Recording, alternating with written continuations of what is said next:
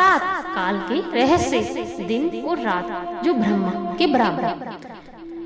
कृष्ण अर्जुन को बताते हैं ब्रह्मा का एक दिन हजारों युगों के बराबर है, उनकी रात भी उतनी ही लंबी है। जब दिन होता है जगत उत्पन्न होता है, जब रात होती है सब कुछ विलीन हो जाता है। सुनने वाला या मोहित हो जाता है जैसे समय का पर्दा खुल रहा हो।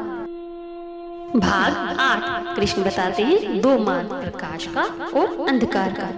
यह भाग अध्याय 8 का बेहद लोकप्रिय हिस्सा है। कृष्ण कहते हैं हे पार्थ, दो मार्ग हैं, देवयान प्रकाश का मार्ग जिसे अपनाने वाला फिर लौटता नहीं है, दूसरा प्रत्यान अंधकार का मार्ग जिस पर जाने वाला फिर जन्म लेता है, और एक कविता प्रकाश का मार्ग उन आत्माओं का है जो सत्य का दीपक जलाती हैं, अंधकार का मार्ग उन मनों का है जो इच्छाओं के धुएं में खो जाते हैं।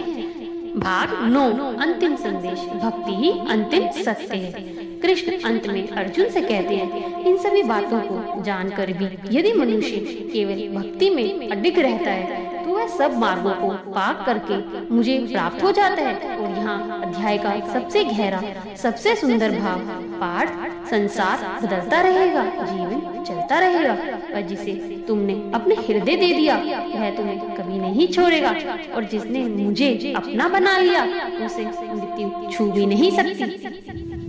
इस अध्याय में कृष्ण केवल दर्शनात्मक उत्तर नहीं देते बल्कि मनुष्य के सबसे बड़े डर मृत्यु को एक नई परिभाषा देते हैं। वह कहते हैं मृत्यु अंत नहीं है, प्रस्थान है, और यदि मेरा स्मरण हो तो वह प्रस्थान मोक्ष का महोत्सव बन जाता है। यदि हृदय में कृष्ण का नाम हो तो मार्ग चाहे कोई भी हो, मंजिल केवल भगवान का साक्षात्कार है।